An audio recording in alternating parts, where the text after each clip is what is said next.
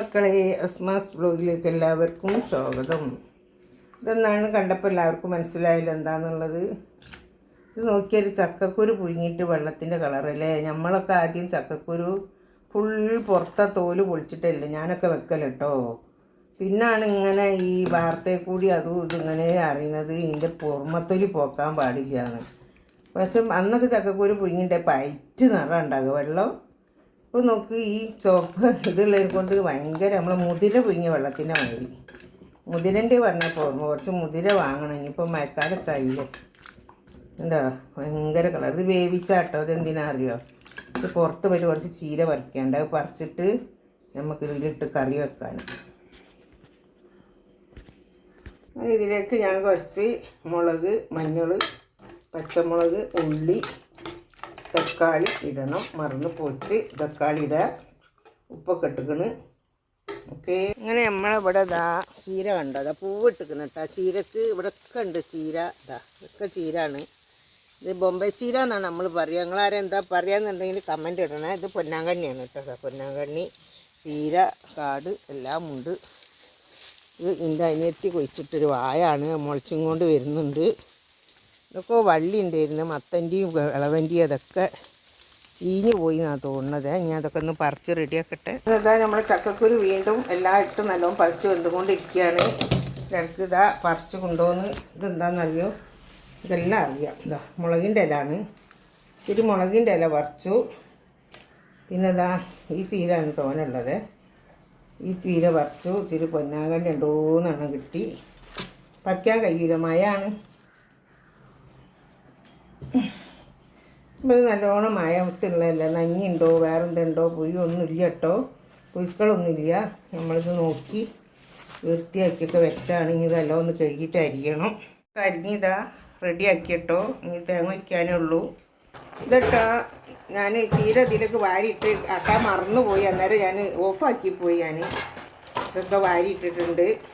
ചീരക്കറി വെക്കാൻ ഇത് എന്തെങ്കിലും വേണ്ട. എന്നിട്ട് കറിയല്ല, വേറെ ഒന്നുമില്ല.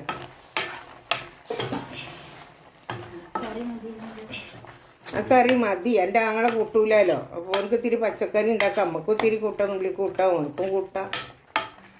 അപ്പം പിന്നെ അങ്ങനെ വെച്ചതാണ്. എന്നിട്ട് മീൻകറി ചെയ്യാനിട്ടില്ല. അപ്പോൾ ഇതൊക്കെ ഒന്ന് വേവട്ടെ. ഇങ്ങനെ നമ്മളുടെ ചീരക്കറി റെഡിയായി മക്കളെ. ഇതിലേക്ക് തേങ്ങ ഒഴിച്ച് കൊടുക്കണം. തേങ്ങ ഇതാ ഒഴിച്ച് കൊടുക്കുന്നു. ഉള്ളി, മഞ്ഞൾ, തേങ്ങ, 2 ചീരാമുളകും പറിച്ചിട്ടു. അങ്ങനെ ഇതാ അടിപൊളി കറി റെഡിയായി. ഇച്ചിരി ചുവന്നമുളക് ഇട്ടിട്ടാട്ടോ ഇങ്ങനത്തെ കളറ് വരാൻ കാരണം. ഇത്തിരി ചുവന്നമുളക് ഇട്ടിട്ടാണ്. മഞ്ഞക്കറിയാണ് ഇവിടെ എൻ്റെ പേരക്കുട്ടിയൊക്കെ ഇഷ്ടം. പക്ഷെ ഞാനൊരിത്തിരി മുളക് ഇട്ടു. വാ അടിപൊളി. കുമിക്കട്ടെ. ഇതാ എണ്ണ ചൂടായി. കടുക് ഇട്ടു. കുറച്ച് വറ്റൽമുളക് ഇടണ്ടേ. അതിൻ്റെ മുകളിലുണ്ട്. ഡോറിൻ്റെ മുകളിൽ വെള്ള കുപ്പിയിൽ അറിയോ. ഇതൊക്കെ നമ്മൾ ഇല ഇട്ടു. അത് മതി. വറ്റൽമുളക് ഇട്ട് ഈ കറിക്കൊരു ടേസ്റ്റ് കിട്ടാൻ അടിപൊളി അടിപൊളി. ഇതാ നമ്മളെ കറിയിൽ ഒഴിച്ച് കൊടുക്കുന്നു. അങ്ങനെയുണ്ട്. കറി റെഡിയല്ലേ. ഇപ്പോൾ അതൊരു പാത്രത്തിലേക്ക് എടുക്കണം എന്നിട്ടോ നമ്മൾ ചോറ് കഴിക്കുകയാണ്. തൈര്, പച്ചക്കറി, ഇലക്കറി, മീൻകറി,